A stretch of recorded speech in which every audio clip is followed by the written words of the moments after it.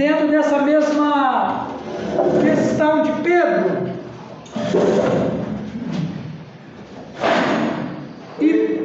E João, ele vai mais descarado ainda do que Pedro.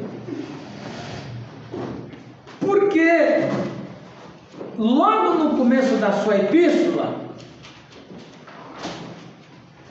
ele já começa falando contra o docetismo do gnóstico. Lembra? Docetismo, do grego dokeia, que significa parecer. Cristo não era um homem, ele parecia um homem. Ele era um aeon que parecia um homem. Ele tinha a forma humana, mas ele era um fantasma. Segundo os gnósticos. Segundo os gnósticos. Então vamos ver 1 João 1:1. Alguém pode ler para nós? Olha como que João começa agressivo a sua epístola. Posso ler o 1 até? Só um. O que era desde o princípio, o que temos ouvido, o que temos visto com os nossos próprios olhos, o que contemplamos e as nossas mãos apalparam com respeito ao verbo da vida. Olha lá como ele já começa agredindo o docetismo. Porque se Cristo não era um homem, ele parecia um homem, mas ele era um vulto, ele era um aeon, João fala negativo. Eu toquei nele. Ele não é um aeon, ele não é um ser espiritual, ele não é um fantasma. Ele não é, eu toquei nele. E ele não fala que só ele, mas nossos próprios olhos. Eles estão falando, nós em 12 vimos, nós tocamos. E mais, as nossas mãos apalparam o verbo da vida.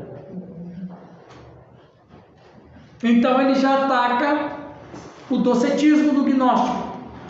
Vamos ler agora dos versos 5 a 9. Ok? Janisley, lê pra gente. 1 João 1. 5 a 9. 5 a 9. Ora, a mensagem que da parte dele temos ouvido e vos anunciamos é esta: que Deus é luz e não há nele treva nenhuma. Se dissermos que mantemos comunhão com ele e andarmos nas trevas, mentimos e não praticamos a verdade. Se porém andarmos na luz, como ele está na luz, mantemos comunhão um com os outros, e o sangue de Jesus, seu Filho, nos purifica de todo pecado. Se dissermos que não temos pecado nenhum, a nós mesmos nos enganamos, e a verdade não está em nós.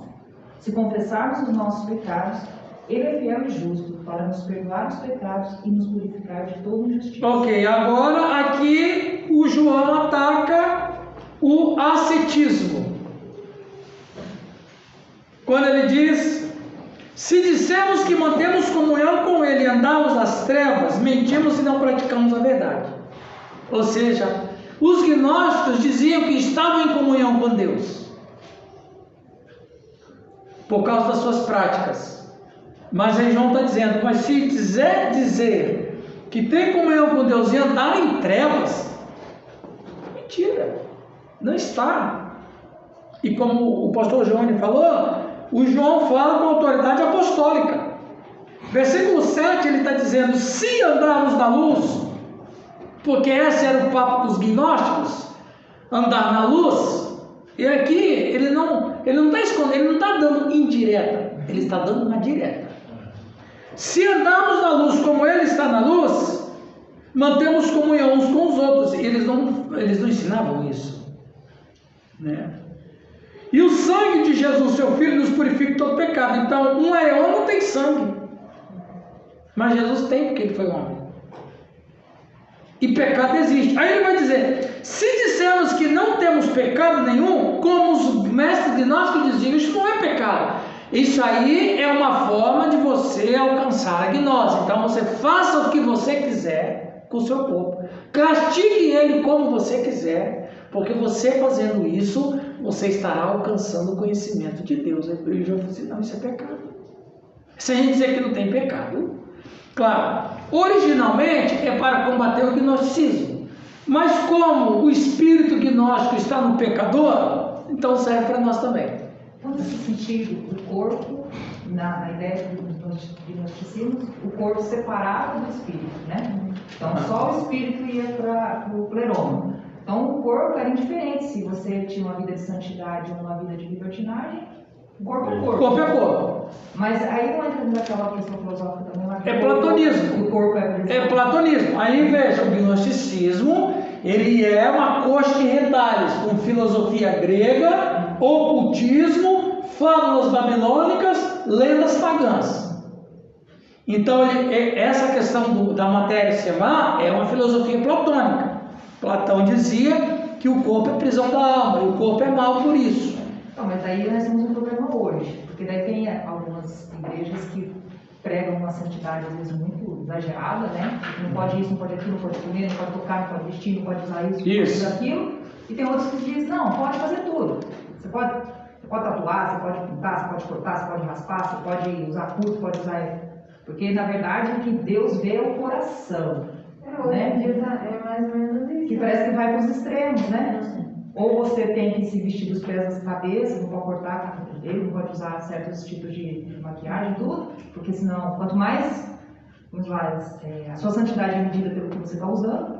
E também tem aquela outra linha hoje que você pode ter, né, piercing da cabeça aos pés, pode ter tatuagem, pode ter cabelo. O espírito gnóstico, Janesley, o espírito do gnóstico, está falando com o pastor Giovanni, essa praga, na verdade, ela se repaginou.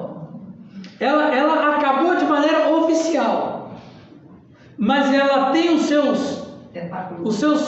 suas fagulhas, ela tem os seus, pastor Nancy, ela tem as suas pegadinhas em algumas práticas de pastores e de líderes. Então é uma praga tão bem inventada que ela permanece na igreja evangélica dessa maneira. Uma igreja que tem entre seus credos que você não pode fazer isso, se você quiser alcançar a vida eterna, ou se você quiser ir para o céu, você não pode fazer, dá uma regra de um monte de coisa que você deve fazer, e dá uma regra de um monte de coisa que você não deve fazer. Isso é um princípio gnóstico. Tem algumas igrejas. Porque entra aí o ascetismo. Quando uma comunidade tem dentro das suas regras um monte de coisas que eles se elaboram de que você deve fazer e que você não deve fazer, é um pouco de gnosticismo. Não era que os escribas faziam, os saduceus, fariseus? Não necessariamente. Porque colocavam, subjugavam as pessoas com um monte de normas, práticas, regras, leis. Não, mas aí os fariseus usavam o que já existia, que era Moisés.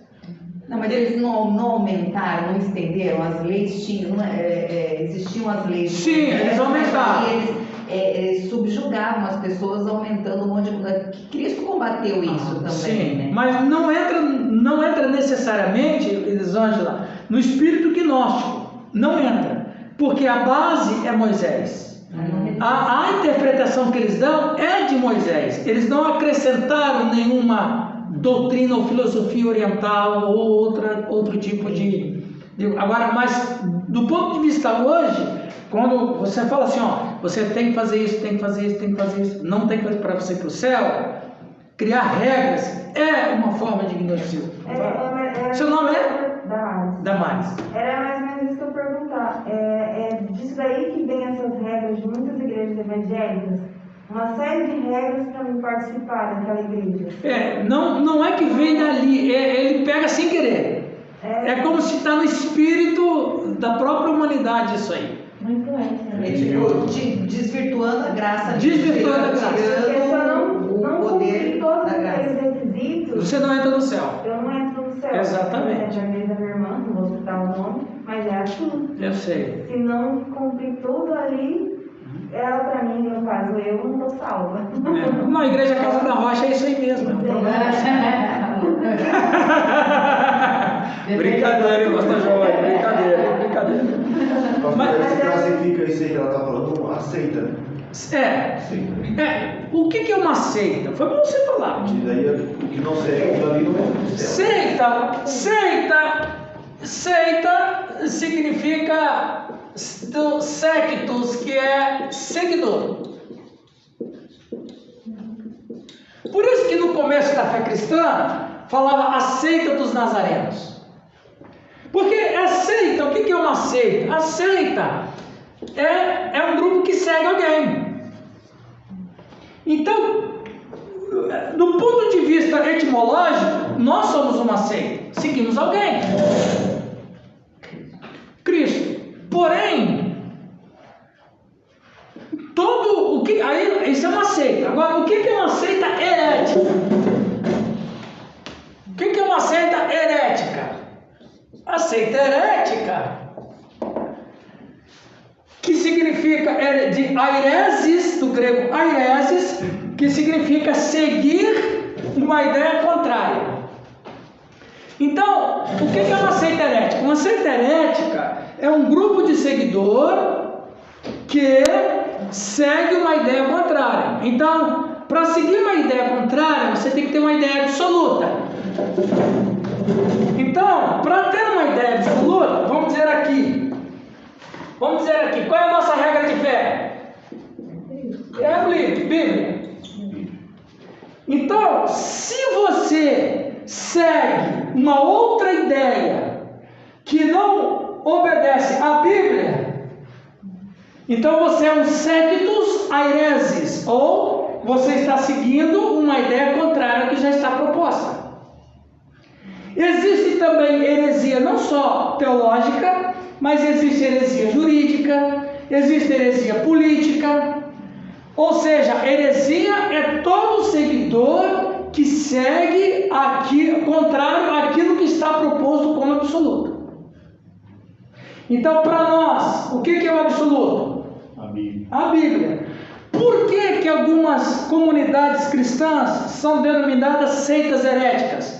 Porque dentro de seus credos tem credo que está acima da Escritura, ou melhor, contra a Escritura. Por exemplo, a Escritura diz que Jesus é Deus. Logo, se você não crê que Jesus é Deus, se você acredita que Ele é só o Filho de Deus, é uma ideia contra o que está proposto. O que está proposto na Bíblia? Que Cristo é Deus.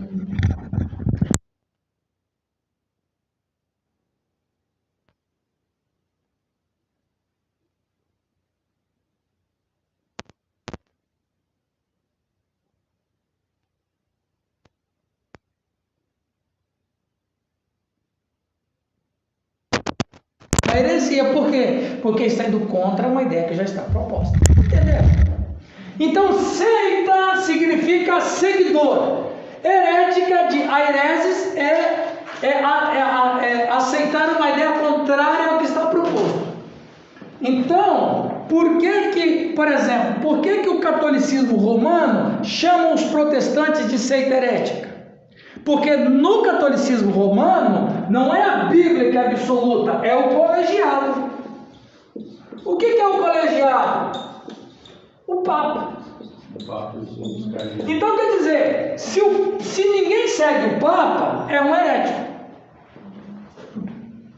Por isso que os protestantes são chamados, do ponto de vista católico, de heresia só. Vocês são heréticos, você é de uma seita. Porque a referência deles não é a Bíblia, a referência deles é o Papa. Então, se você é contra o Papa, se você segue uma ideia que está proposta, que no caso é o Papa, então você é uma seita herética. A etimologia católica está correta, mas a proposta está errada. Porque a proposta não é o Papa ser absoluto, é a Bíblia ser absoluta. Tanto é que a palavra do Papa tem a mesma autoridade. Tem a mesma autoridade. É a mesma autoridade. Superior, né? Exatamente. Aí é o colegiado que é o superior. Então, isso é seita herética, ok? Certo, pastor? Que me questionou ali. Então, perguntar coisa para o professor, não dá para dizer assim, né? Então, a etimologia está correta, mas Mas a prática... A prática está errada, porque a escolha do absoluto do catolicismo não é a Bíblia, é o Papa. Porque a Bíblia é tudo contra o que eles acreditam. Então, aí do ponto de vista, aí, não é o evangélico que diz que o catolicismo é uma heresia, não é o evangélico que diz, é a Bíblia que diz, porque a Bíblia é soberana. Então, não sou eu que digo que o catolicismo é heresia, é a Bíblia que diz, porque todo credo que não está de acordo com a Escritura é uma heresia.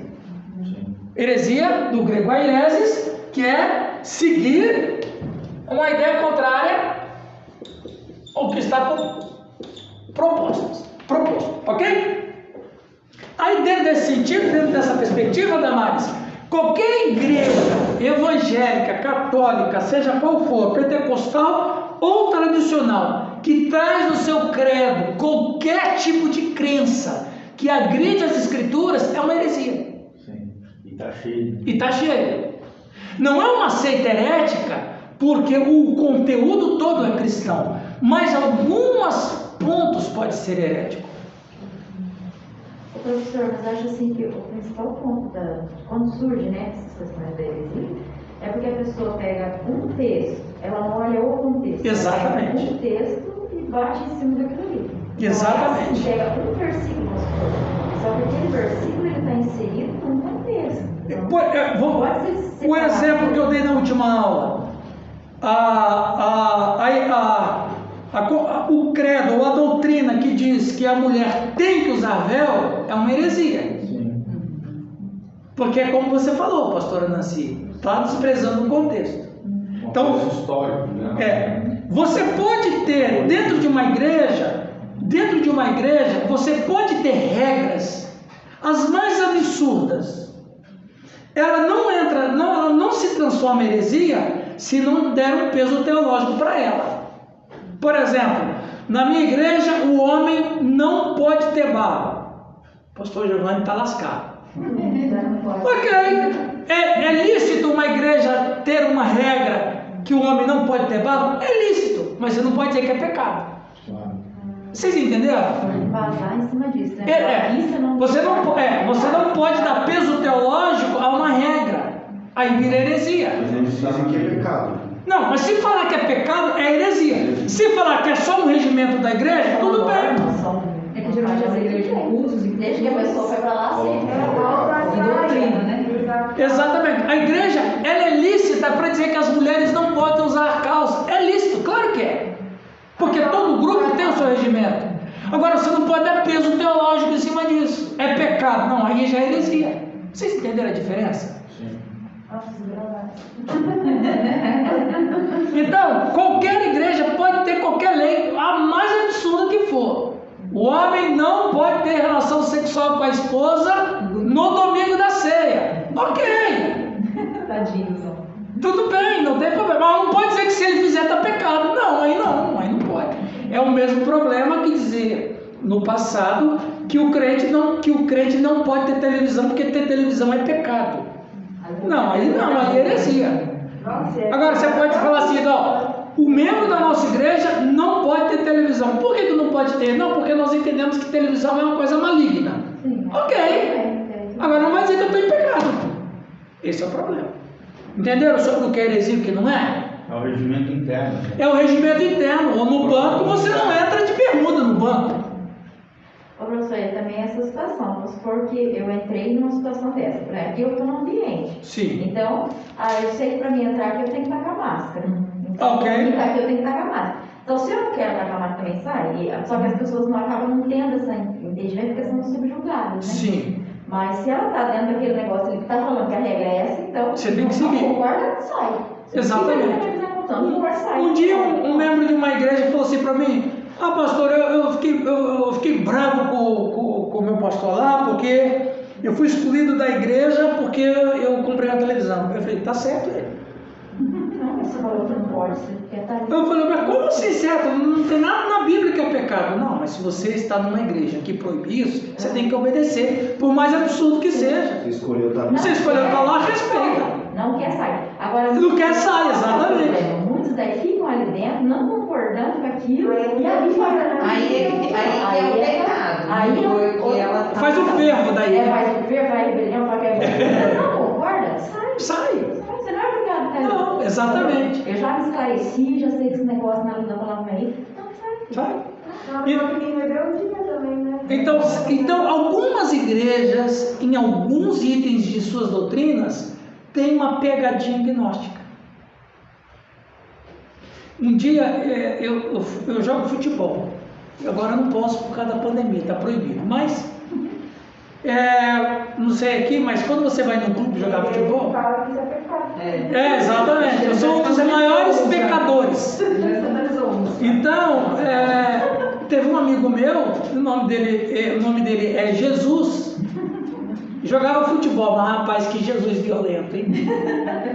E ele gostava muito, ele era membro de uma igreja, a Congregação Cristã do Brasil, que no seu código de doutrina, jogar futebol é pecado.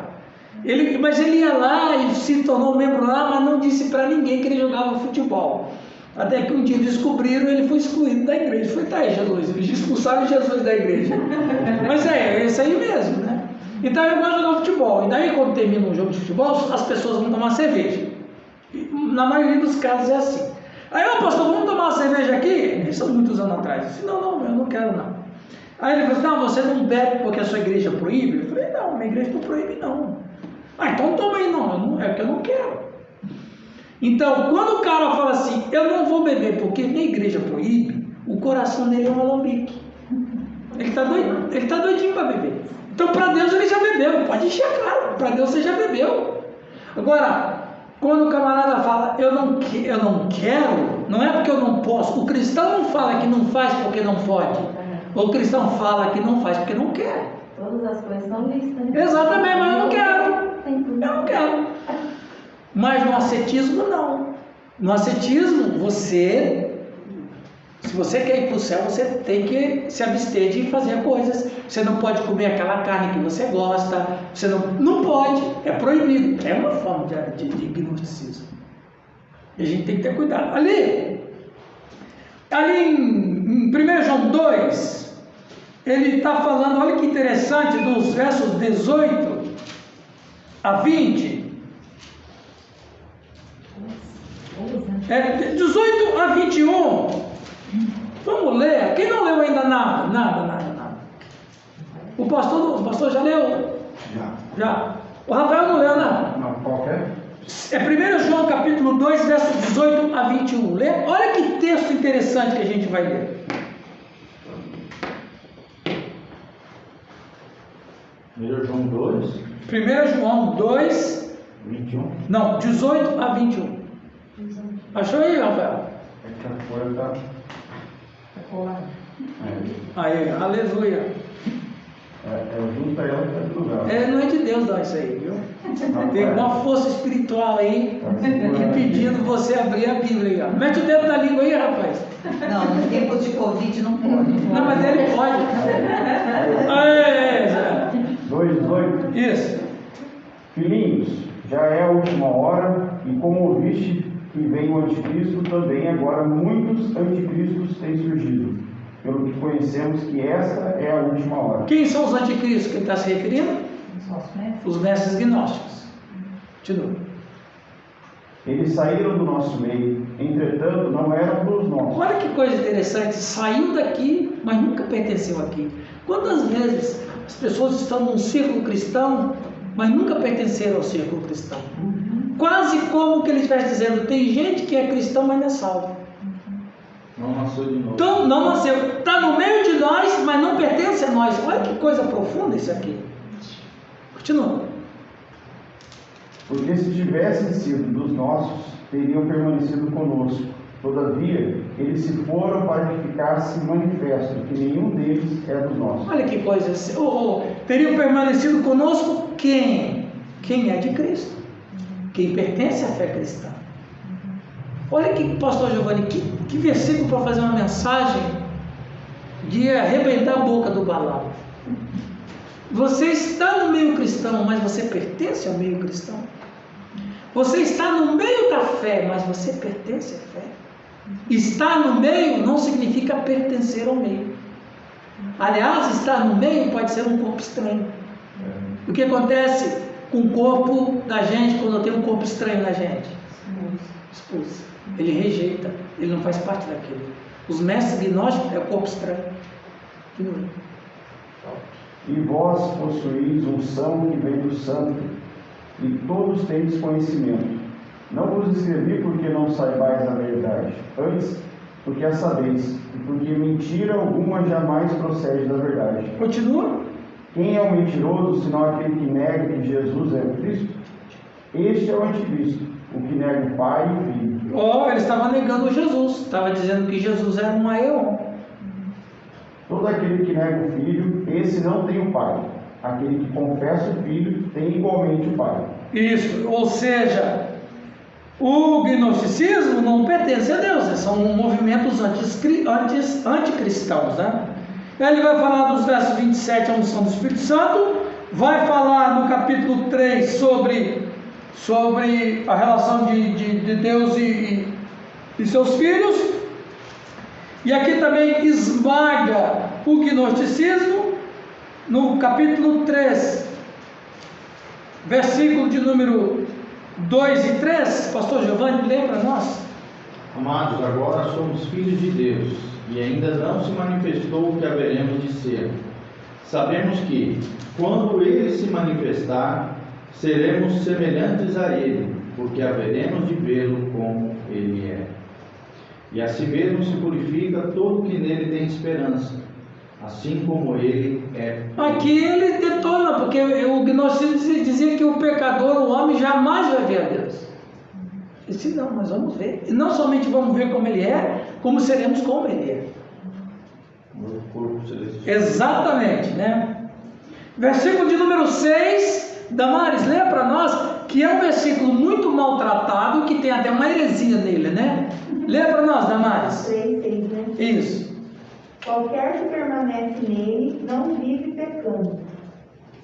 Qualquer que vive pecando não viu nem o conheceu. Porque daí tem uma heresia que diz que a Bíblia fala que quem é cristão não peca mais. Vocês já ouviram isso aí? Não. Sabe onde começou isso, né, pastor Giovanni? É um tal de crescendo na graça, né? E isso começou nos círculos batistas de Londrina. É.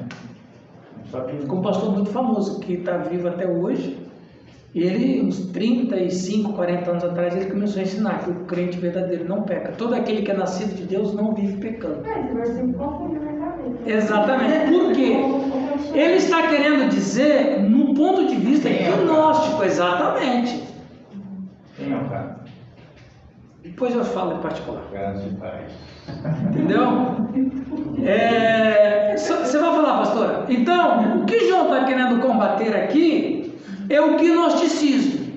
O gnosticismo dizia que você pode ser um asceta ou um libertino, que você não peca. Aí João vai dizer, não é verdade, que todo aquele que é nascido de Deus não vive na prática do pecado, mas esse era o que João tinha em mente.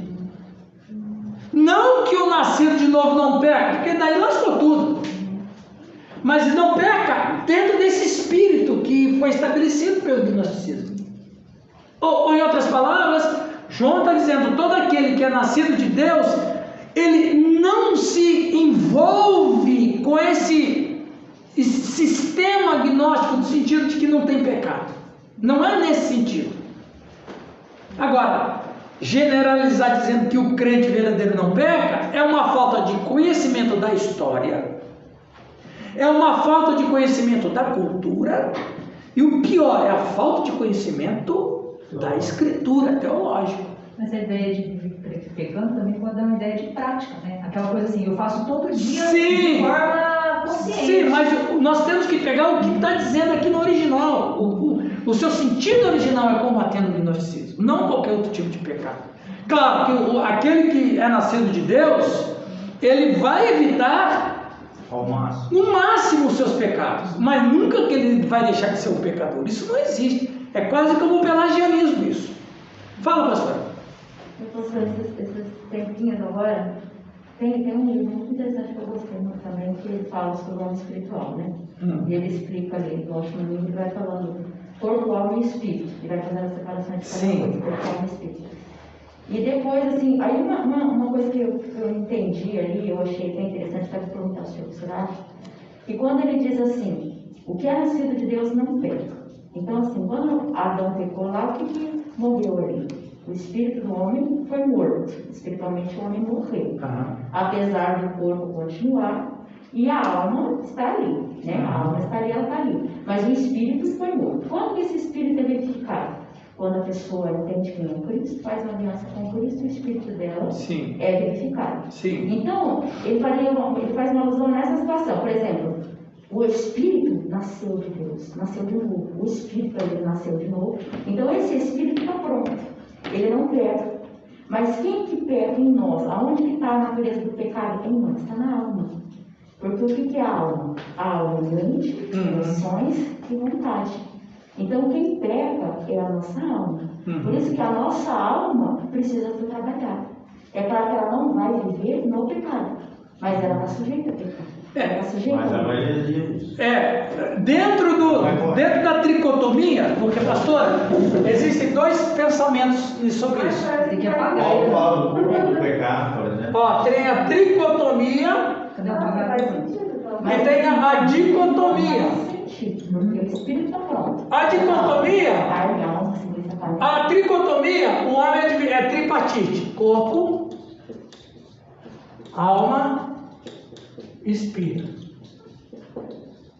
A tricotomia diz que o homem é corpo, alma e espírito sinônimos, ou parte imaterial. Então, essa é outra palestra, né? Mas só para a gente ter ideia do que é uma coisa e outra. Então, depende. Se a pessoa for dicotomo, ele não concorda com isso. Como o pastor falou, é uma heresia. Porque se o espírito, se a alma peca, ela tem que morrer. Mas a alma não morre porque ela é imortal. Como é que fica? Você entra em contradição. Entra em contradição. O espírito está salvo porque... Tá, mas... Aí eu estou falando dentro da questão, nós estamos discutindo o assunto. Se a alma peca e o espírito não peca, então esse espírito não pode fazer parte da essência, porque a essência é pecadora. Tem um compartimento secreto dentro do homem, um invólucro onde o espírito fica e não é contaminado pelo pecado. Olha que confusão que eu estou falando. Então, quando o pecado é os três. Então, o ser. O homem separa, né? O ser. Esse é o problema da tricotomia. É compartimentar o ser humano. Não dá para deixar assim o espírito em casa e ir lá pecar. Exatamente. Ô espírito, Não. fecha os olhos aí que eu vou tomar uma aspirinite agora. Não pode fazer isso. Né? Então, essa galera do movimento Vida no Espírito, vai para esse lado. Mas a dicotomia não. A dicotomia vai ensinar o seguinte, que o homem é corpo e é parte material e imaterial, sendo alma e espírito sinônimos da imaterialidade. De tal maneira que quando a alma peca, o corpo peca junto. Sim. Então qual que tá certo aí? Bom, aí eu não vou nem responder. Porque daí eu tenho que explicar bem certinho para dizer uma coisa. Eu vou para a dicotomia. Quem é tricotômico não tem problema, é ele que se vira depois para explicar essa tripartite aí. Agora, eu entendo que tanto o Antigo Testamento quanto o Novo Testamento, ele trabalha o homem como em duas partes, imaterial e imaterial. Mas eu não vou falar disso agora. Como se a gente não pensasse, como se diz. Por isso que eu perguntei, porque ele fala uma coisa, a gente ouve das coisas, deixa eu ver o que você... Já dá outra dinâmica, né? Porque a minha alma tende a querer pecar, mas o meu corpo pratica o pecado. Quando a pessoa vai cometer adultério, a intenção está ali no imaterial, mas ela precisa do material para cometer o adultério. Então, quer dizer, não tem como dizer, foi culpa do meu corpo. E na verdade Platão estava errado. Aliás, Platão estava certo em muita coisa, mas nisso aí ele estava errado. Na verdade, quem é passivo é o corpo, não é a alma. O corpo, na verdade, ele é passivo, não é que ele domina a alma, é a alma que domina o corpo. Mas esse é assunto, né, gente? Vamos adiante. No capítulo 4. É aquele versículo de Paulo, né? Eu esmurro meu corpo e eu reduzo a servidão. Isso. Para que, tendo pregado o Evangelho, não venha eu mesmo ser desqualificado. Ou seja, até Paulo tinha esse sentimento de que o corpo dele poderia fazê-lo perder a salvação. Exatamente. Aí é o seguinte, eu tenho que bater no que manda. A pastora Nancy falou assim, eu vou acordar às 3 horas da manhã para orar. Aí quando dá 3 horas, essa chuvinha, o que o seu corpo vai falar? Vou dormir mais. Então, entendeu a dinâmica? Mas tem aquela parte na Bíblia que fala assim, que quando o homem morre, o espírito volta para Deus, então o que vai pro inferno? Eclesiastes. Alma e espírito ali, o que vai pro inferno? Então, Damares, a revelação da Bíblia é progressiva. Ela é progressiva.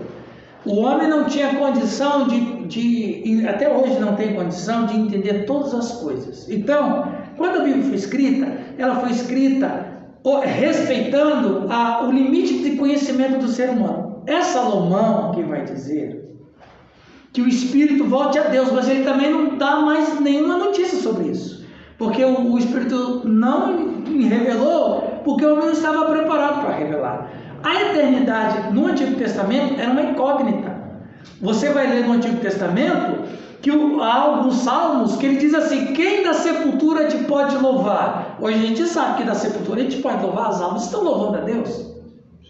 Então, a ideia do judeu no Antigo Testamento sobre vida após a morte era isso aqui, ó.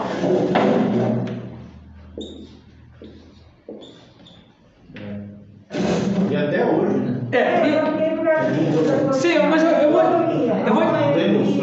te explicar. Então, quando há algumas coisas do Antigo Testamento, você tem que pegar um ensino do Antigo Testamento e lê-lo à luz da Escritura do Novo Testamento. Quando você chega no Novo Testamento, você vê que Jesus é que vai dizer sobre o que acontece na eternidade. Lucas capítulo 15. Céu e inferno. O Salomão não sabia disso. Salomão sabia que o Espírito vem de Deus, porque Moisés falou isso. Então, na ideia de Salomão, o Espírito volte a Deus que o deu. Lógico, ele é filósofo. Eclesiastes é um livro filosófico. Salomão é um filósofo. Na filosofia de Salomão, ele entendendo que Moisés disse que o Espírito veio de Deus e tem uma morte, o que Salomão vai entender? O corpo vai para a terra e o Espírito volta para Deus, foi Deus quem deu. E a gente deixa a alma daí vai vir. Exatamente, e não é. Salomão, como filósofo, ele vai seguindo a lógica. A lógica de Moisés é a mesma lógica de Platão. Todo homem é mortal, logo o homem morre. Ok? Hoje está frio, logo vou ter que usar blusa. Então, o que o Salomão vai dizer? O espírito do homem veio de Deus. O homem morreu, logo o espírito volta para Deus. Só que ele estava meio certo, porque Deus não revelou tudo para ele. É Jesus que vai dizer, Salomão pisou na bola aqui, mas ele não tinha culpa, né? Jesus levanta o véu da eternidade e mostra céu e inferno. Também é uma ideia grega, né? Do eterno retorno. É do eterno, aí vem da reencarnação e tal. Viemos de Deus e voltaremos a Deus. Entendeu? Vai voltar para Deus, corpo, alma e espírito. Aí o que vai voltar para Deus? Vai voltar para Deus quando Jesus voltar, a gente vai falar um pouquinho disso aqui, o corpo vai ressuscitar, aí não vai ter mais morte. Aí vai estar unido parte imaterial e parte material. Nós não vamos ser só espíritos, né? Não, nós não vamos ser Gasparzinho. Você quer ser Gasparzinho? Ok, Damares, respondida? Sim, eu só fiquei confusa a questão da alma ali, onde que ela fica. Ali. Não, mas aí então, veja, então a alma, ela é um ser imaterial. Agora, Jesus disse que vai acontecer com a alma. Né? Porque pneuma e pneuma, alma, é o mesmo sentido de ruar no Antigo Testamento. É a mesma coisa, por isso que alma e espírito são sinônimos. Continuando, 1 João 4, para terminar isso aqui, para a gente entrar um pouco no Apocalipse, capítulo 4, de 1 a 6. Vamos ler? Elisângela, leia para nós, por favor. Venham. Amados, não deis crédito a qualquer espírito, antes provai os espíritos se procedem de Deus, porque muitos falsos profetas têm saído pelo mundo afora. Nisto conheceis o Espírito de Deus. Todo espírito que confessa que Jesus Cristo veio em carne é de Deus. E todo espírito que não confessa a Jesus não procede de Deus. Pelo contrário, este é o espírito do anticristo, a respeito do qual tendes ouvido que vem e presentemente já está no mundo. Pausa. Uma explicação rápida aqui. João, ele não está dizendo espírito no sentido de um ser celestial ou um ser imaterial. Não. Ele está dizendo espírito no sentido de que qual é que está na sua confissão. Como se fosse uma ideia. Uma ideia. A gente não fala espírito de porco? Hoje o Rafael amanheceu com espírito de porco. Mas ele tem espírito de porco? O porco tem espírito? Não tem. Mas espírito de porco é o estado de ânimo, é o que está dentro de você. Ou fala assim, olha, fulano está com espírito de morte. Uai, se é morte não tem espírito, né? Mas quando fala que fulano está com espírito de morte é que na sua vida pessoal, emocional, ele está muito negativo. Quando fala assim, fulano está com espírito de alegria, ou seja, o ser dele está vibrando de alegria. Quando João está dizendo que não deis a qualquer crédito a qualquer espírito, ele está dizendo o seguinte, não acredite em qualquer tipo de pessoa que estão falando as coisas. Provai se os espíritos procedem de Deus, porque muitos falsos profetas têm saído pelo mundo afora. Então, quando ele fala muitos falsos profetas, então não pode ser espírito, o ser imaterial. Aí ele vai dizer, nisto reconhecereis o Espírito de Deus. Agora é Espírito mesmo, ser. Todo espírito que confessa que Jesus Cristo veio em carne de Deus. Quem que ele está combatendo aqui? Gnóstico. O gnóstico. Qual a doutrina gnóstica? Veio em carne. Veio em carne. Qual a doutrina gnóstica? Veio. O docetismo. O Espírito de Deus, ele está em maiúsculo. Ele está em maiúsculo, é o Espírito Santo. Então ele está combatendo o gnosticismo. Ele está dizendo que o espírito do gnosticismo é isso que ele está dizendo. Né? Aí ele vai dizer, e todo espírito que não confessa que Jesus, não confessa a Jesus, não procede de Deus, ou seja, os mestres gnósticos não procedem de Deus. Essa é a ligação que ele está fazendo. Continua, Elisângela. Filhinhos, vós sois de Deus e tende vencido os falsos profetas, porque maior é aquele que está em vós do que aquele que está no mundo. Eles procedem do mundo, por essa razão falam da parte do mundo e o mundo os ouve. Claro, o mundo ouve aquilo que é do mundo mesmo. Quem é que não quer ser um cristão e continuar com uma vida de pecado? Continua. Nós somos de Deus. Aquele que conhece a Deus nos ouve. Aquele que não é da parte de Deus não nos ouve. Nisto reconhecemos o espírito da verdade e o espírito do erro. Agora, pastor Giovanni, está aquela questão seguinte: quem é membro da sua igreja e não quer ouvir a palavra de Deus, ele não é de Deus. E tem pastor também que está na igreja e não é de Deus. Sim. Eu já conheci alguns ímpios. Travestido de pastores, mas Damares, ou Damares? Damares. Nem nascido de novo, Nem nascido de novo é. Ou seja, Jesus disse, a minha ovelha ouve a minha voz. Aí ele vai dizer para os judeus, vocês não creem em mim, porque vocês não pertencem a mim. Em outras palavras, o que João está dizendo, os gnósticos não pertencem a Deus. Porque quem é de Deus, ouve as palavras de Deus. Agora, se o cara não quer ouvir a palavra de Deus, ele não é de Deus. Por isso que eu não faço nenhuma questão de determinadas pessoas continuar congregando no meu rebanho. Você não é daqui. Você está aqui, mas você não pertence a esse grupo. Não, irmão, fica na igreja. Olha, o cara não é de Deus. O que ele está fazendo lá? Ele vai atrapalhar o rebanho.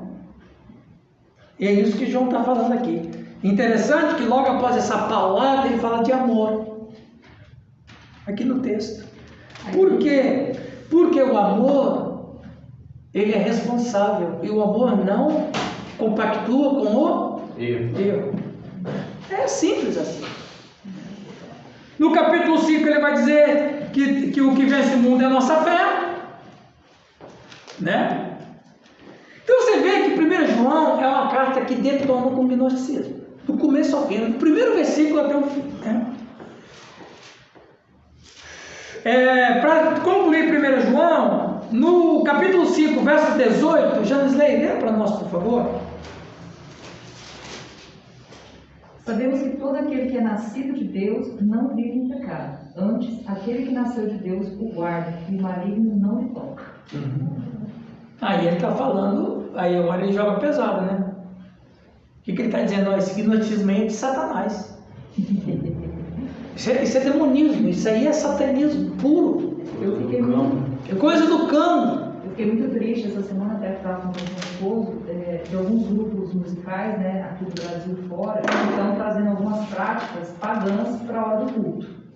Então, assim, a gente sempre está de olho, né, quem trabalha com música, a gente sempre tem que ter aquele cuidado, a música está tocando na igreja, aquela coisa toda. Só que, assim, fica uma coisa tão escancarada, que não é uma letrinha que às vezes a pessoa coloca lá, uma coisa que muda teologicamente. Mas tem um grupo que eu gosto muito, que é o Wilson. Essa semana eu vi alguns vídeos deles que eu praticamente estou escandalizado. Eles trouxeram um culto hindu para dentro de uma apresentação deles. Sabe aquela deusa lá que tem um monte de braços? Eles fizeram uma coreografia com ela. Então, quer dizer, eu não preciso nem ser muito conhecedor para saber que aquilo ali é uma prática pagã.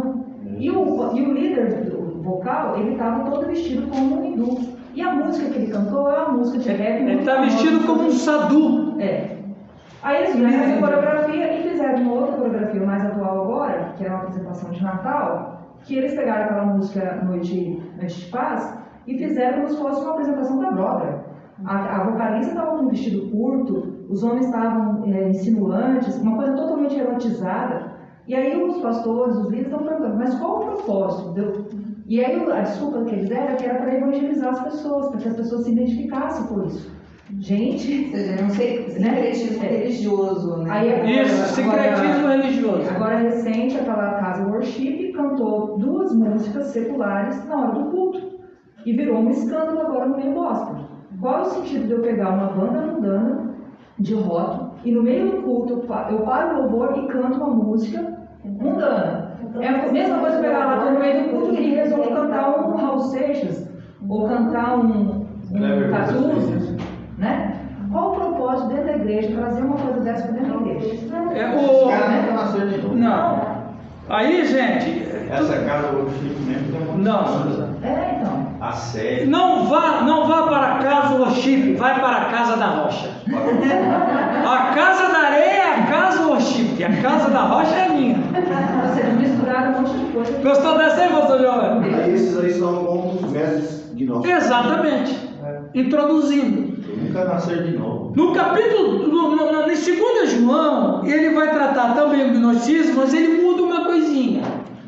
Vamos ler 2 João 2, 2 João capítulo 1, só tem um versículo, capítulo mesmo. O versículo 1, 1 e 2, alguém lê para nós? Pastor Gabriel, lê para nós. 2 João 1, versículo 1 e 2. O ancião, a senhora eleitez, né? Isso. E a seus filhos, aos quais amo na verdade, e não somente eu, mas também todos os que têm conhecido a verdade, por amor da verdade que está em nós, e não para sempre estará conosco. Isso. O que ele está dizendo aqui? Ele não fala a igreja, ele fala o ancião, a senhora eleita. Ele está falando dele e está falando da igreja. Por que ele usa senhora eleita e seus filhos? A igreja no corpo de Cristo, na noiva. Sim, mas ele está falando isso por causa da perseguição. Ele está falando sobre código. Porque as cartas, vejam, eles tinham as vias, as estradas romanas. Parece uma carta de amor, né?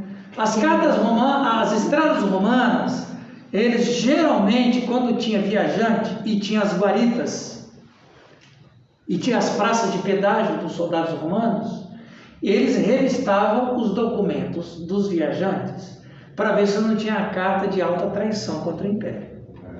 Então, o que eles faziam?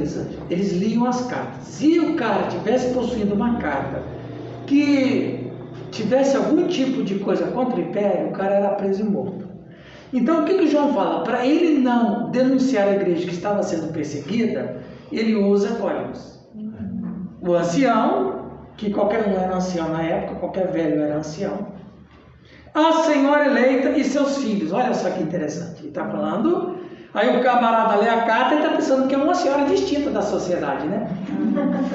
Aqui na minha diz o presbítero. Isso, presbítero, né? Que é ancião. Aí ele vai dizer, meus irmãos, no versículo 7, porque muitos enganadores têm saído pelo mundo fora, os quais não confessam Jesus Cristo vindo em carne, assim é o enganador e o anticristo. Aí ele já está falando aqui exatamente do docetismo, né? Acautelai-nos para não perderdes aquilo que temos realizado com esforço, mas para receber completo galardão. Então ele está dizendo que é o seguinte: o gnosticismo é uma ameaça perigosa. Sim. Pode levar. Pode levar, exatamente. O gnosticismo é uma ameaça perigosa, real e perigosa. Então, que cai por terra aquela ideia também, uma vez salvo, sempre salvo. Cai por terra isso aqui, né?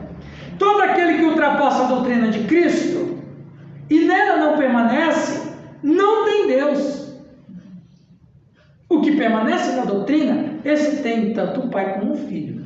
Aqui a gente vê que ele também, sem querer, por tabela, e aí isso é a obra do Espírito Santo, ele está pegando todo o grupo cristão, entre aspas, hoje, que não crê em Jesus como Deus.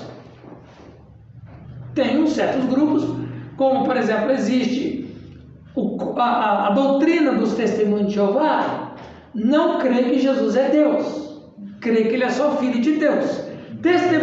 As confissões de credo do testemunho de Jeová é arianismo, veio com Ário, que dizia que Cristo não era Deus, mas era filho de Deus apenas. E aqui, João, sem perceber, e não queria perceber isso, aquele velho ditado: mirou no que viu e acertou o que não viu. Isso é só o Espírito Santo. Que agora todo grupo que não confessa que Jesus Cristo é Deus, não tem Deus. E o pior ainda, pastor Giovanni, ele vai longe. E não tem Deus e não honra o Filho. Se alguém vem ter convosco que não traz essa doutrina, não recebais em casa. Por quê? Porque a igreja era na casa. Agora, quando chega duas pessoas com uma revista na mão chamada Sentinela, eu não posso receber em casa, João está dizendo. Ou qualquer outra pessoa que vem com material doutrinário que é contrário ao que está estabelecido, eu não posso receber na minha casa. É João que está me mandando fazer isso. E não ofereça nem cafezinho. Porque senão é cúmplice. Coisa que era muito comum na época, né? Que era muito comum, Ele já era nas casas. Portanto, aquele que lhe dá as boas-vindas, faça cúmplice das obras más. Poxa, tem uma pessoa que diz que o meu Cristo não é Deus, eu não quero nem receber na minha casa, nem oferecer cafezinho. E isso é maldade? Não, não é maldade. É porque ele é perigoso a Deus. Ele é contra Deus. É testemunho de Jeová que faz isso. Geralmente é a tática, né? Muito bem. Terceira João já é uma carta diferente, porque ele está falando de um presbítero muito amado, chamado Gaio, que era amigo pessoal de João. Ele deixa isso claro, quando ele fala que ele ama Gaio, né? Ele está planejando visitar Gaio, mas tem um camarada na igreja que é uma desgraça, que é o diácono, né? Deixa eu falar dos presbíteros. Escrevi alguma coisa à igreja, mas Diótrefes, que gosta de exercer a primazia entre eles, não nos dá acolhida. Que desgraça! Pastor, você não queria receber o apóstolo João na sua casa? O camarada não quer receber João. O cara que andou com Cristo.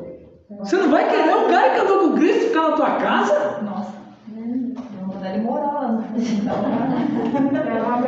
Tem uma coisa errada, né, Um Marcos? quartinho pra ele ficar. Oi?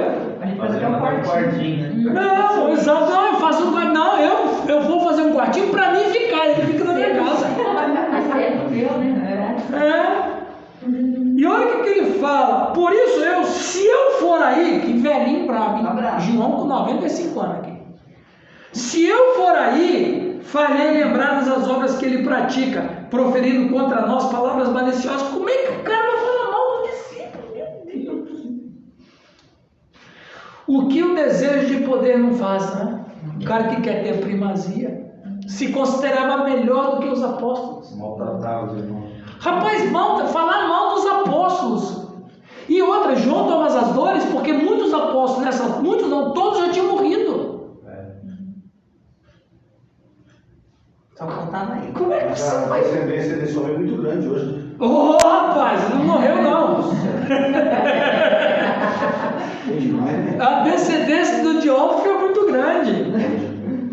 O camarada se achava melhor que os apóstolos. Rapaz, o cara era fera, esse Diótrefes, hein? Amados, não imites o que é mal, senão o que é bom. Então essa carta de Terceira João é muito boa, mas é mais para, né? Judas.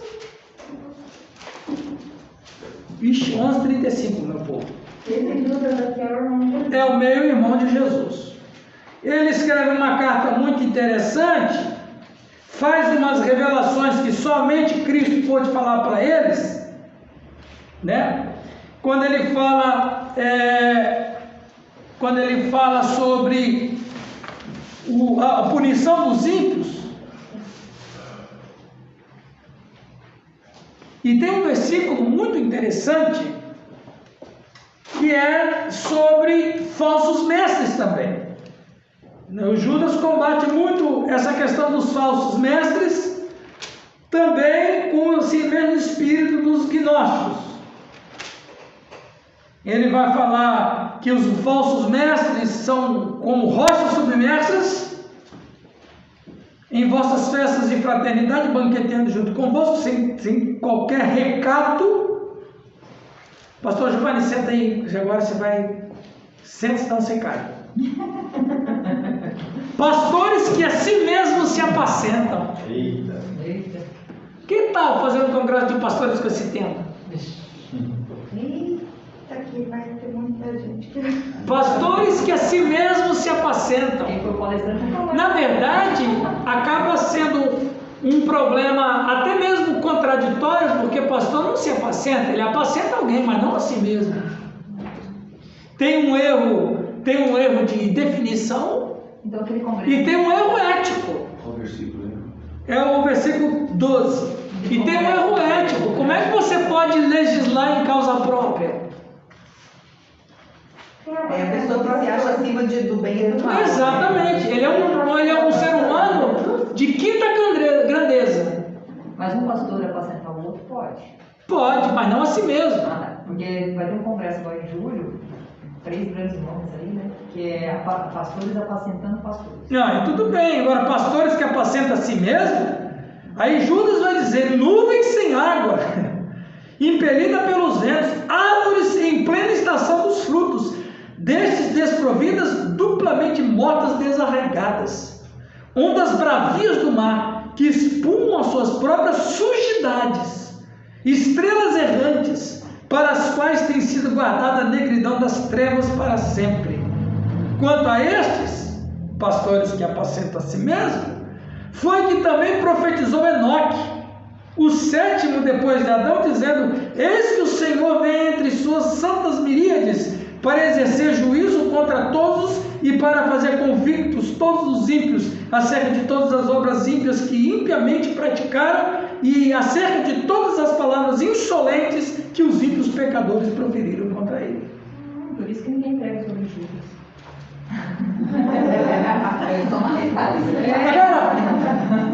Eu já aprendi. Olha que... Não, só quem tem uma consciência tranquila pode pregar, né? Agora, olha que interessante o texto de Judas, que... Mas é errado mesmo. Né? É errado, muito É uma difícil. carta que quase ninguém prega. Os tais são murmuradores, são descontentes, andando segundo as suas paixões, a sua boca vive propalando grandes arrogâncias, são aduladores dos outros, claro, por motivos interesseiros. Nossa, parece que é hoje, né? Então Judas Vamos esclarecer. é muito interessante, né? São líderes egoístas, né? Só Sim. pensam no seu umbigo, no seu ventre, né? No seu bem-estar, e não estão nem aí pro rebanho, para as pessoas. Agora, viu, gente? Usam e abusam das pessoas, Aqui não tem um- servem as pessoas. Deixa eu colocar para vocês a leitura cirúrgica das Escrituras. Veja bem, esse versículo aqui, pastor Giovanni, olha aqui, ó. 14:15 é um versículo icônico. Por quê? Ele está dizendo aqui uma informação que não tem no Antigo Testamento. Deus vinha com seus anjos? Não. Isso. Ó, Enoque tem no Antigo Testamento, mas qual é o único versículo que fala do Enoque?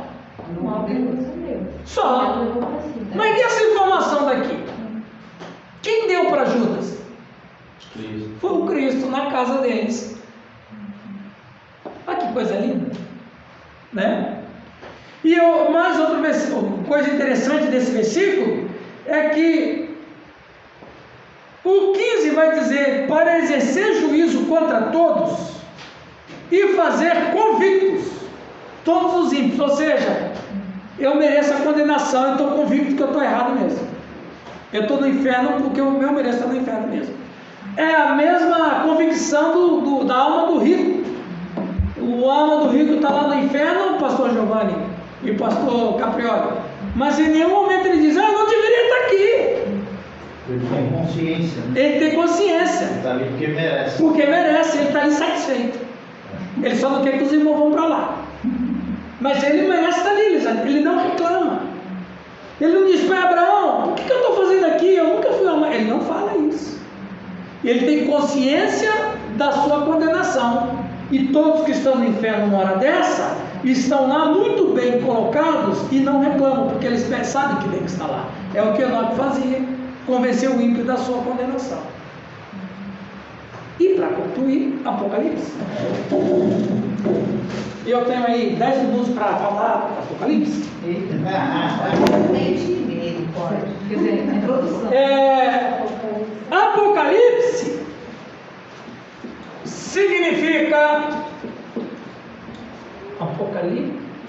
significa revelação. Do grego apocalupto,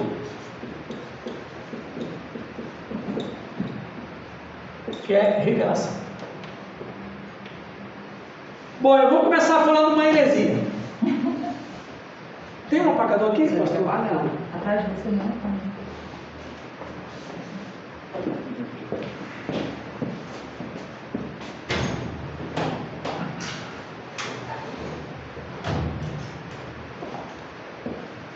Aqui dá jeito para tudo, né? Vocês anotaram esses rabisqueiros meu aí? Sim. Você pareceu um código. Não tudo, mas algum tempo. Bom, eu vou usar na secretaria. Eu uso aqui mesmo embaixo aqui, ó. Muito bem, pessoal. Não vai haver fim do mundo. Se você acha que vai ter fim do mundo, não vai ter. Que fim que vai ter? Vai ter fim? Essa é a grande questão. Não é falar do fim do mundo. Vai ter fim? Ou o mundo vai ter fim? Por quê? Eu tive pregando esses dias no domingo retrasado. Eu falei que o cristão não tem final feliz. Alguém já foi animado. Ele não tem final feliz e ele não tem final triste. Aliás, o cristão não tem final nenhum. Aquele que comer e beber da minha carne viverá eternamente. Ora, o que é eterno não tem fim. Então eu não tenho fim nenhum. Obrigado, irmão. Os meninos vão crescer e ninguém segura. O quê? Os meninos vão crescer e ninguém segura.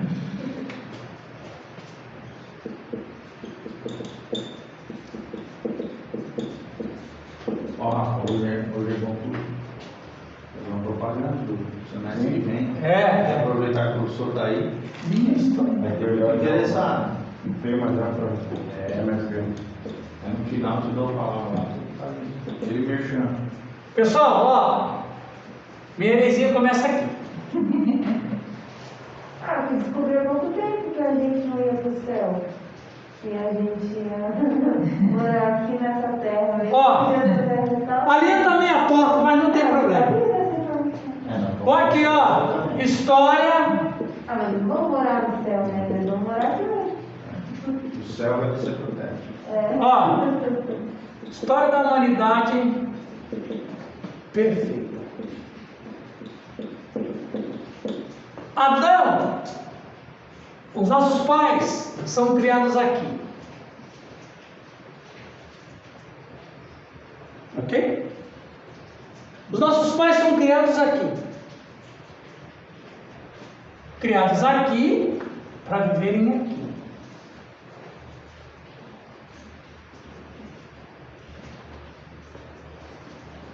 Foram criados aqui para viverem aqui. Aqui, aí eu não vou desenhar porque não tem espaço, eu sei que eu sou um excelente desenhista, mas não tem espaço.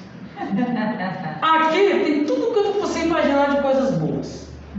Amor, vida com Deus, perfeição, santidade, pureza, tá aqui. Mas quando o pecado entrou na experiência humana, ele criou uma outra história. História da humanidade caída. Agora, Adão e Eva e seus descendentes, eles estão vivendo debaixo dessa linha. Eles criaram uma outra linha. Paralela, exatamente. Se aqui é caracterizado por santidade, amor e perfeição, aqui é caracterizado por impureza, por desobediência, por morte. Essa linha aqui não estava no princípio. Nesta linha aqui, no ano 33, o Deus encarnado morre. Mas essa história humana caída, essa história não pode ficar assim. Quando o pecador ele converte aqui, ele continua aqui, mas com uma projeção. Deixa eu escrever aqui. Parousia. Na parousia significa a volta de Cristo. Quando Cristo voltar, o que vai acontecer?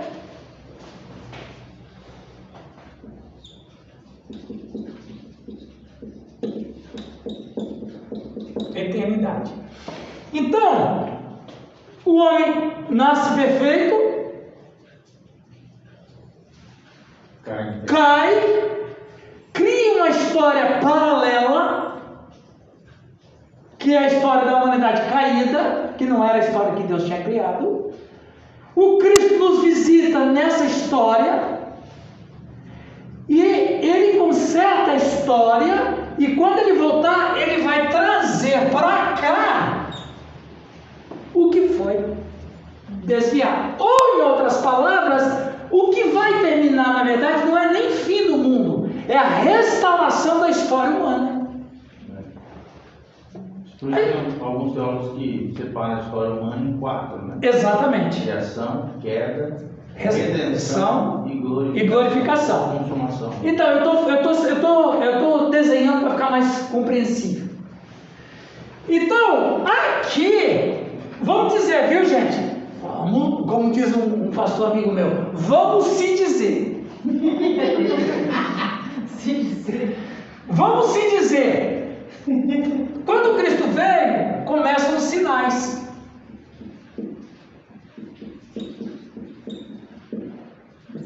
Que sinais? Guerras, terremotos, etc, etc, etc. Anticristo. É uma estrela. Você falou anticristo, rapaz, a menina pula. Você fala anticristo, a menina pula.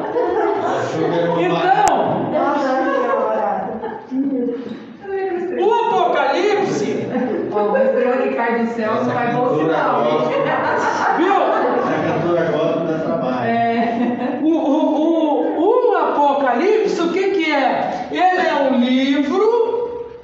um livro que relata que e a volta, ele não fala assim, é a história da linha da humanidade que vai ser restaurada.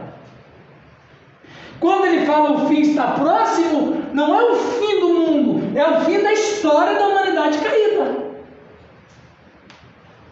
Porque o mundo vai ser restaurado, o globo, o planeta, o cosmos. Então não é o fim do mundo, é o fim da humanidade, da história da humanidade. Ela vai acabar? Vai acabar. Bom, ela vai ser restaurada. O governo do homem, Exatamente. o governo de Cristo, reinará por todos os séculos. Por todo século. Então o que acontece aqui no Apocalipse? Então o Apocalipse, ele é um livro que ele está dizendo o que vai acontecer para acabar essa história caída. Então o Apocalipse não é o fim do livro do fim do mundo. O Apocalipse, ele é o fim da história da humanidade caída, porque a humanidade caída vai ser restaurada. A história, Cristo, olha que coisa maravilhosa e profunda, Cristo consertou a trajetória. Então não é que essa história acaba, ela vai ser restaurada, ela vai voltar para cá. Porque história é história. História é uma coisa só. E eu quero só ler um versículo de Apocalipse, tá? Meio-dia quase. Porque um capítulo do Apocalipse é o suficiente para entender o livro todo. Você pode dizer amém para isso? Amém.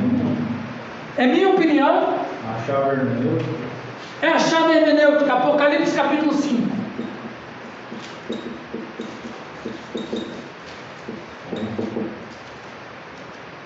Apocalipse capítulo 5.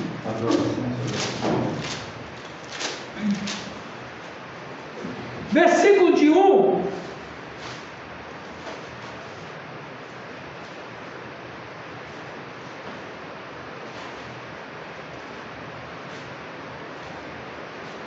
Vamos ler todo o capítulo, né? É muito lindo esse todo o capítulo. De 1 a 14. Deixa eu ver aqui. Cada um lê. Vamos pedir 2 só para ler. O Rafael vai ler dos versos 1 a 6. Pastor Giovanni vai ler dos versos 7 a 10. E a pastora Nancy vai ler de 11 a 14. Prestem atenção nesse texto que a gente vai ler. Vi na mão direita daquele que estava sentado no trono um livro escrito por dentro e por fora, de todo selado com 7 selos. Vi também um anjo forte que proclamava em grande voz: quem é digno de abrir o livro e de desatar os selos? Ora, nem no céu, nem sobre a terra, nem debaixo da terra, ninguém podia abrir o livro, nem mesmo olhar para ele. Eu chorava muito porque ninguém foi achado digno de abrir o livro, nem mesmo de olhar para ele. Todavia, um dos anciãos me disse: não chores, eis que o leão da tribo de Judá, a raiz de Davi, venceu para abrir o livro e os seus 7 selos. Então vi no meio do trono e dos 4 seres viventes e entre os anciãos de pé um cordeiro, como tendo sido morto. Ele tinha 7 chifres, bem como 7 olhos, que são 7 Espíritos de Deus, enviados por toda a terra. Veio, pois, e tomou o livro da mão direita daquele que estava sentado no trono. E, quando tomou o livro, os 4 seres viventes e os 24 anciões prostraram-se diante do cordeiro, tendo cada um deles uma harpa e taças de ouro cheias de incenso, que são as orações dos santos. E entoavam um novo cântico, dizendo: digno és de tomar o livro e de abrir-lhe os selos, porque foste morto e com o teu sangue compraste para Deus os que procedem de toda tribo, língua, povo e nação. E para o nosso Deus os constituíste reino e sacerdotes, e reinarão sobre a terra. Vi e ouvi uma voz de muitos anjos ao redor do trono, dos seres viventes e dos anciãos, cujo número era de milhões e milhares de milhares, proclamando com grande voz: digno é o Cordeiro, que foi morto, de receber o poder e a riqueza e a sabedoria e a força e a honra e a glória e o louvor. Então ouvi que toda criatura que há no céu e sobre a terra, debaixo da terra e sobre o mar, e tudo que neles há, estava dizendo: aquele que está sentado no trono e ao Cordeiro, seja o louvor e a honra e a glória e o domínio pelos séculos dos séculos. E os 4 seres viventes respondiam: amém.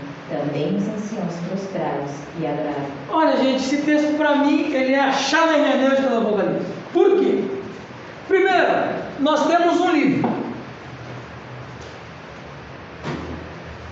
Que livro? Segundo, esse livro está aonde? Na mão direita de quem está sentado no trono. Terceiro, ninguém tem acesso a quem está sentado no trono. Quarto, se não tem acesso ao que está sentado no trono, não tem acesso ao conteúdo do livro. Quinto, o que esse livro retrata? Sexto, por que João chora? Agora eu pergunto, tem choro no céu? Não pode ter, mas João chorou. E não foi reprimido. Ô João, não vai chorar, rapaz. Veja, vamos lá. Que livro é esse? Esse livro, ele é tão especial, porque por que João chora?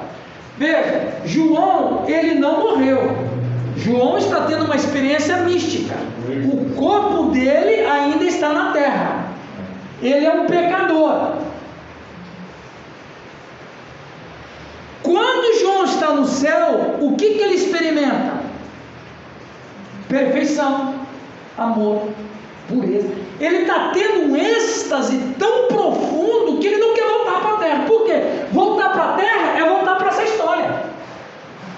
E João sabe que esse livro, ele é preciso ser aberto, porque esse livro é a transformação dessa história. Se esse livro não for aberto, essa história continua. E se essa história continua, a desgraça, a miséria, a desobediência, a morte vão continuar. E ele não quer mais continuar nisso porque ele está experimentando o que é prazer. E ele chora. Ele chora porque ele tem que ver essa história terminada. Mas essa história só pode terminar se esse livro for aberto. E ele entra em desespero porque ninguém pode sequer chegar perto da pessoa que está lá no trono. Mas o que o anjo fala para ele? O anjo não, o ancião? Não chores, não entre em desespero, nem tudo está perdido. Aí o que ele fala para João? Eis o leão da tribo de Judá. Quando João vai olhar para o leão, ele vê um cordeiro. Peraí, eu era um leão ou eu um cordeiro? Porque João, ele olha para a direção do ancião, ele fala assim: Damares, não chore, João. Eis aqui o leão da tribo de Judá. Quando João olha, ele vê um cordeiro. Por quê? Porque na condição de João, todo homem a ser salvo sempre vai ver o cordeiro. Quem está no céu não vê cordeiro, vê leão. É o João que vê o cordeiro. E mais, ele viu um cordeiro ressuscitado, porque ele fala que o cordeiro estava com sinais de estripamento, porque o cordeiro ele era degolado, o cordeiro era retirado as vísceras. Então o João está vendo um cordeiro degolado e estripado. Só que esse cordeiro degolado e estripado está vivo. Isso mostra o quê? que o João está vendo o Cristo ao mesmo tempo que morreu e ressuscitou. Porque ele morreu e ressuscitou, e porque ele é uma pessoa de Deus, ele pode ter acesso onde está escrito lá. Porque o Cordeiro, só, vamos usar a lógica de Platão. Olha, lendo o Apocalipse com Platão, hein? Entendendo o Apocalipse com a lógica de Platão. Ora, se ninguém no céu pode chegar perto do trono, se ninguém na terra pode ter alguém que chegue perto do trono, e nem nas regiões inferiores da terra pode chegar alguém perto do trono, ora, se um ser esteve perto do trono e pegou o livro, é porque esse ser pertence ao trono. Quem é que pertence ao trono? Cristo. Mas João não vê Cristo. Quem que João vê? Cordeiro. Agora, e o leão? Porque o leão é sinal de juízo. Jesus hoje ele é cordeiro, mas ele virá como leão. Ele vai vir como leão, não para nós, pastora. Ele vai vir como leão para os ímpios. Eu sempre gosto de cantar para o cordeiro. Agora, quem quer cantar para o leão, tudo bem, mas eu prefiro cantar para o cordeiro, porque é o cordeiro que me salvou, não é o leão que me salva, é o cordeiro que me salva. O leão, ele vem para fazer vingança, ele vem para despedaçar, ele vem para devorar carne. O leão é caçador, o leão come suas presas. É o que Jesus vai fazer quando ele voltar. Por isso que o céu já olha a volta do Cristo. Eles veem Jesus como leão, porque é o leão que vai vir. Então o céu já sabe que o leão vai vir. Mas o João, coitadinho, ele não está no céu ainda, ele só está tendo uma experiência mística. E ele vê um cordeiro. Mas foi ensinado os crentes a ter medo do Apocalipse, né? Pelo contrário, ninguém quer amar o Apocalipse. Foi ensinado o Apocalipse. Quando? Que livro é esse? Que livro é esse aqui, gente? É o Apocalipse. Não é o livro da Bíblia? Não, é o Apocalipse. E o que é o Apocalipse? É a revelação do que vai acontecer no fim da história da humanidade caída. O Apocalipse trata o fim da história da humanidade caída e a restauração para a humanidade perfeita. E seremos como Ele será o nosso Deus e nós seremos o seu povo. E o fim de todas as coisas. Amém, meus irmãos? É isso aí. Pronto, resumi o Apocalipse. É hoje? Pastor, mas no fim de todas as coisas, mas também Vou chegar lá. Foi bom você perguntar. Vou voltar, né? Vou perguntar. Você fez uma boa pergunta. Quem são? Ah, é verdade. Peraí, acabou não. Quem são os 24 anciãos? Os 24 anciãos são um simbolismo dos salvos de todos os tempos. 12 tribos, 12 apóstolos, 24. Quem são os 24 anciãos? São os salvos de todos os tempos, do Antigo Testamento, Novo Testamento e, pasme, incluindo nós. O que João está vendo? Os elementos simbólicos. O que João está vendo? Ele está vendo o Cristo que morreu, o Cristo que ressuscitou e as almas que o Cristo salvou, tanto no Antigo Testamento quanto no Novo Testamento. Os 24 anciãos é a representação, é o simbolismo de todos os salvos que foram salvos pelo Cordeiro, que morreu, e esses salvos de todas as eras. Não quero falar muito, mas é até uma visão do futuro. O João está contemplando uma história que já acabou.